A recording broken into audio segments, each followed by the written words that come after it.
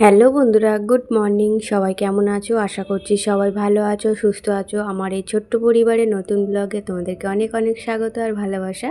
এখন বাজে ঘড়ির কাঁটায় ওই সকাল 7টা। এখন থেকেই তোমাদেরকে সাথে নিয়ে আজকের ব্লগটা শুরু করছি। আশা করছি ব্লগটা তোমাদের ভালো লাগবে। তো 7টার সময় ঘুম থেকে উঠেই ব্রাশ নিয়ে চলে এসেছি ছাদে। ওয়েদারটা বেশ সুন্দর, মেঘলা হয়ে আছে।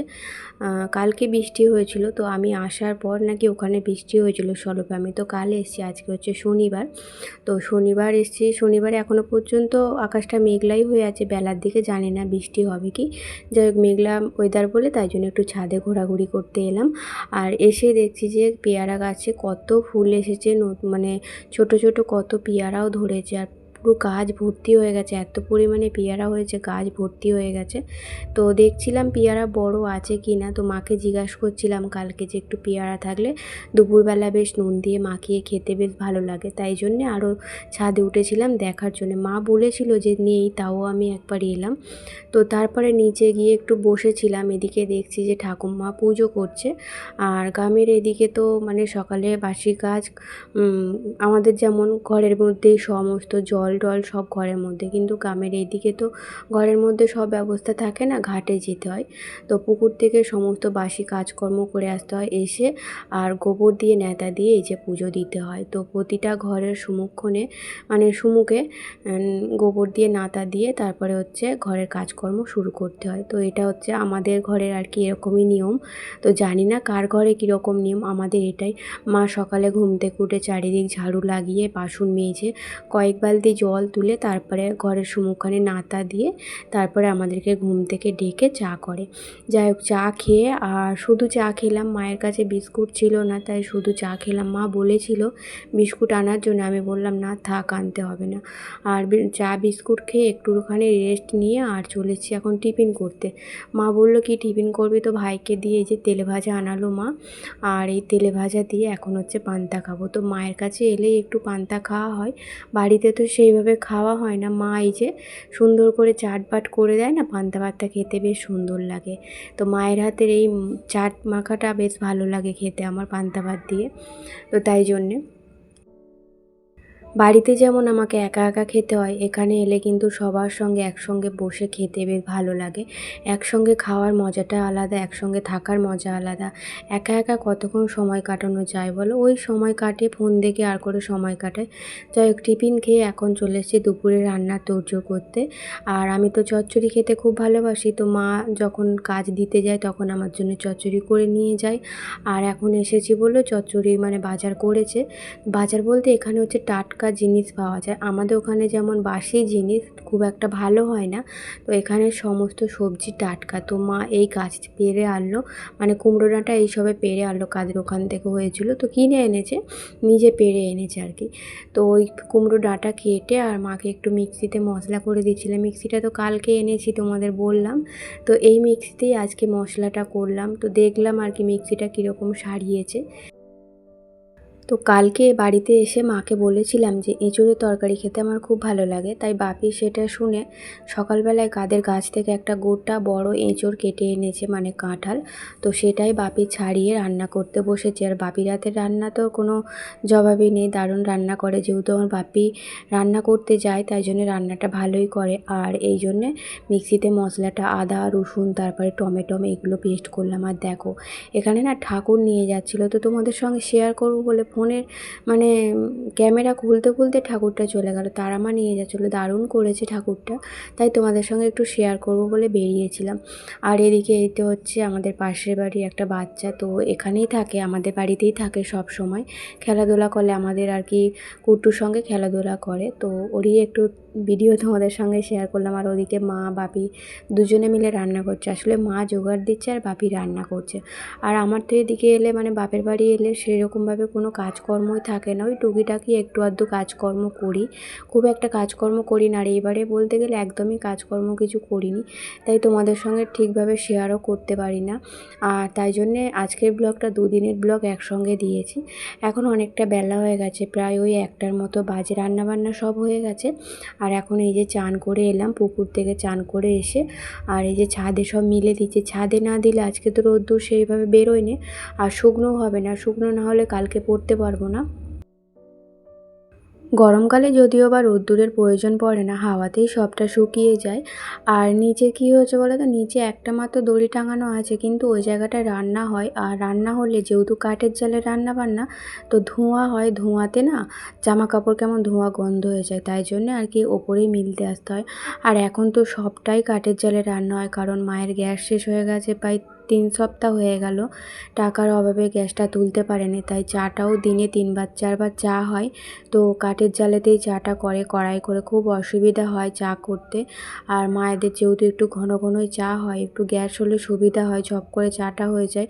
আর কাঠের জালে দেখবে চা করতে গেলে খুব বিরক্ত লাগে। এমনি রান্না বান্না হলেও ঠিক আছে, কিন্তু কাঠের জালে রান্না করতে উনুনটা ধরাতেই কতক্ষণ সময় লেগে যায়, তাও মা কষ্ট করে করে।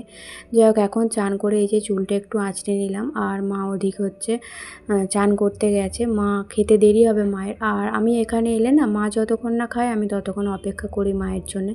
কিন্তু আজকে মা একটা জায়গায় গেছে, আসতে প্রায় 3টে 4টে বাজবে, তাই জন্য মায়ের জন্য আর অপেক্ষা না করে খেয়ে নিয়েছিলাম। আর এটা হচ্ছে পরের দিনের ব্লগ, মানে ওই রবিবার।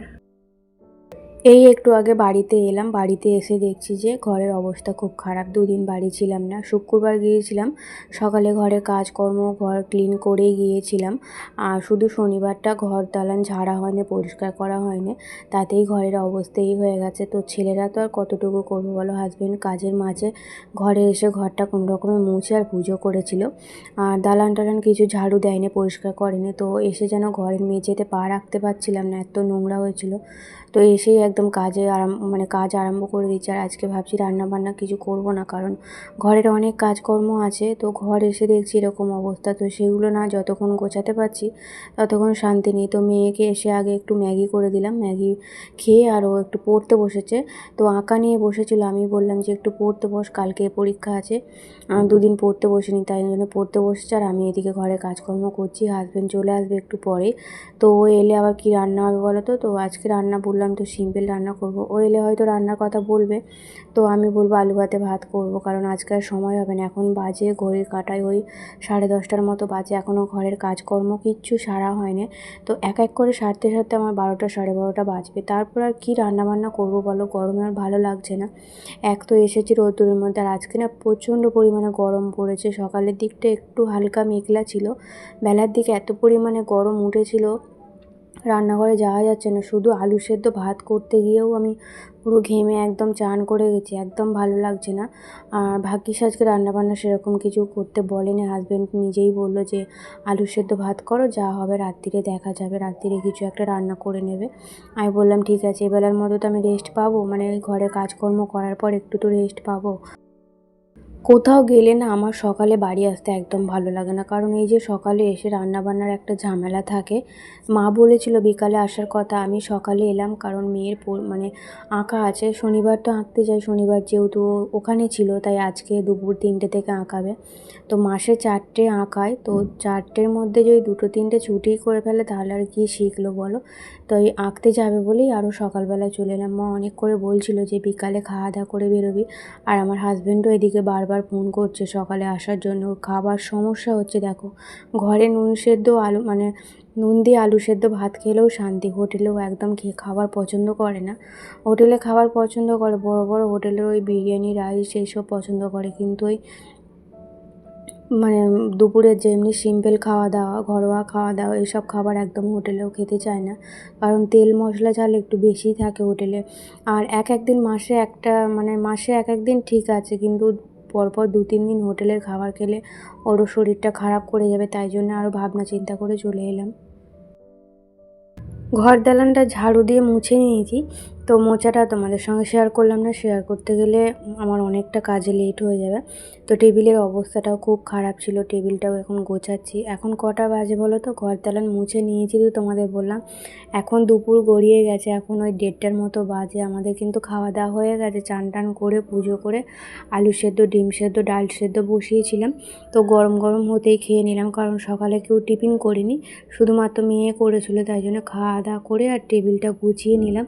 গুছিয়ে এখন এই যে ঘরের কাজকর্ম আরম্ভ করে দিয়েছি। তো ওবেলা অর্ধেকটা করেছি আর এখন অর্ধেকটা করছি।